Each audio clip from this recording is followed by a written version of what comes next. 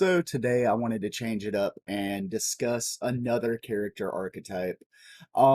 Today I want to discuss the angry character archetype and three of my favorite examples of that. My first one is Batman, the second one Doomguy from the Doom series, and my third is Scorpion from the Mortal Kombat series. Okay, so when discussing angry characters, it's important to understand why, for the most part, some of them become fan favorites. And within larger universes like DC and Mortal Kombat, a lot of the time we latch onto these characters because of their empathetic backstory and why they fight. For example, with Batman, it's because his parents were murdered. What? Parents? He never wants another child in the world to have to go through what he went through in losing his parents, which, given his backstory, is a very understandable goal. While not very realistic, it is very understandable. With Scorpion, it would be that his family was murdered and he wants to gain revenge on the person who murdered him. Originally, he believes it's Sub-Zero, and it turns out it's actually Quan Chi. And it's interesting with him because he actually falls under the villain role a lot of the time, but towards the end of both respective Mortal Kombat canons, he actually inhabits more of a hero role. I say that because for the uninitiated with Mortal Kombat lore, Mortal Kombat had a reboot in, I believe, 2011 with Mortal Kombat 9 after Armageddon wiped out all of the main characters. But that's a side note. The reason I chose to leave Doomguy out of the empathetic backstory part of this video is because he really more embodies the second part of what I wanted to talk about, which is the rule of cool. It's a concept that a lot of stories use for you to dismiss certain illogical or weird moments in favor of that shit was really cool, so I'm gonna roll with it. And he really embodies that because he is a solo Marine who goes back to hell and fucks everything up. And if you can name anything cooler than that, I would love for you to tell me all about it in the comments. Furthermore, he doesn't really embody the empathetic backstory part of this video because he really doesn't have much of a backstory outside of some of the stuff that was added in Eternal and 2016. We still don't know a lot about his origins other than, he's just a Marine. He beat the shit out of someone because he didn't want to fire on civilians and ended up on Phobos. But other than that, we don't know a lot about him because he's supposed to be the player.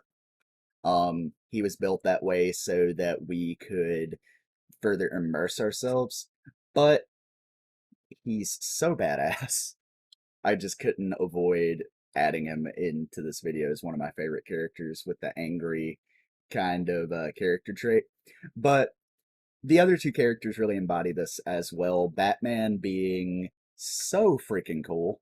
The reason he's so cool is because he is so smart, calculated, and well-rounded within his own universe. He's very, very rarely taken off guard, and the only time he will lose is when he is taken off guard. When he loses, it's usually during a first encounter with a new enemy, like with Bane, when Bane broke his back. Batman doesn't lose to Bane often. That's one of the only times the man has ever lost to Bane. And his contingency plans also lend to his general cool factor. The fact that if he really had to take out all of his friends, all of the most powerful beings in his universe, he could just do it. We've seen him do it during the Endgame storyline in Zack Snyder's run in the New 52. He uses the Justice Buster to absolutely pimp slap the Justice League when they're being mind controlled by the Joker. Which these contingency plans lend to another part of his character, which is his trust issues, which goes back to his anger issues stemming from the death of his parents. And it's one of the reasons his character specifically is so compelling. He's just so psychotic in such a weird way. but people just kind of let him exist because he's a benefit. Um, even though the man needs some serious mental health treatment. But I digress on that point. Scorpion is the last character I'd like to talk about. He's super, super cool. He's super cool. He runs around throwing kunai and chain Kunai with chain. just through people's skulls because he's a fucking badass. And as I mentioned earlier, he lives and thrives off the rule of cool. And that's really what grabbed the general consumer's attention about him. And the reason he became such a fan favorite was he was just so cool. He's a skeleton zombie revenant ninja who can just like immolate people on command. But what really hooks you and what has made him a staple of the franchise is that he has such a deep backstory and has one of the best redemption arcs in gaming, in my opinion, in when he gets converted back to a human and becomes Hanzo Hasashi again instead of Scorpion. He rebuilds the Shirai Ryu in Mortal Kombat X and Mortal Kombat 11. He and Sub-Zero reconcile. Him and Kuai Liang, not the one that he killed, thinking it was the one that killed his family. That was his brother Bihan. But just the character growth in Sub-Zero is what really, really keeps you engaged with his character. And he has the missteps to keep him interesting. Like he murders Quan Chi at about the absolute worst fucking time he could. Get over In Mortal Kombat X, spoilers, but it's like an 8-year-old game at this point, I think. But he's so cool. I love Scorpion so damn much. And the reason this character and these characters at large really resonate with me personally is because they they bring something to the table unique in each of their universes and in media at large, and that through their anger they become productive and oftentimes contribute or outright entirely save their universes from massive threats. You know, we could all name a million things Batman has saved the universe from. Doomguy is a one man damn army, and he just shreds armies of demons ad nauseum for eternity. Just because that was genuinely the character he was built as. And even though it's pretty thin, he's so cool that everybody loves it. And these characters resonate with people because in their moments of quiet or in their moments of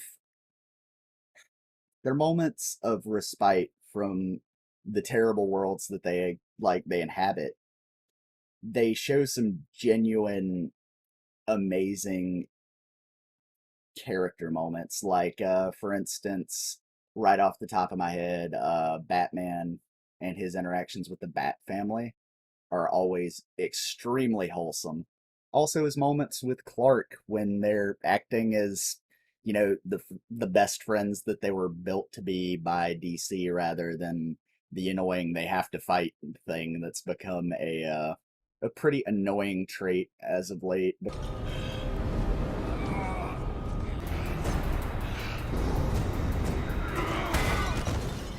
Because, you know, we gotta see Batman beat Superman. They can't just work together and be cool, you know.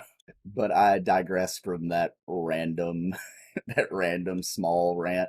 Um, we see Doomguy is a pretty wholesome dude.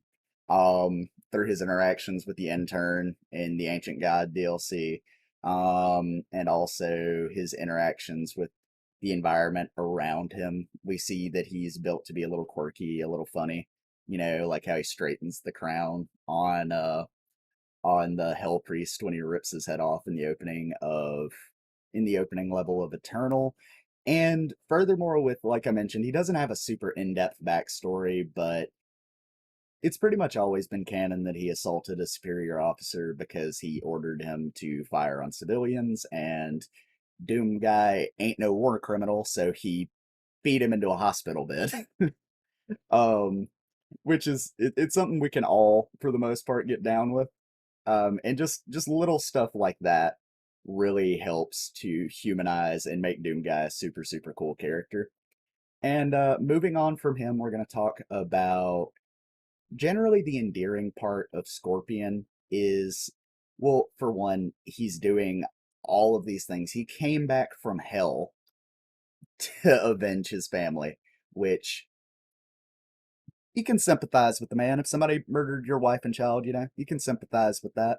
But what really hooks you is the fact that he was able to find peace in MKX and MK11. He was able to find a middle ground and be able to find peace with a clan that was complicit in the murder of his family and become best friends with Kuai Liang, the brother of the man he originally believed to have been the perpetrator.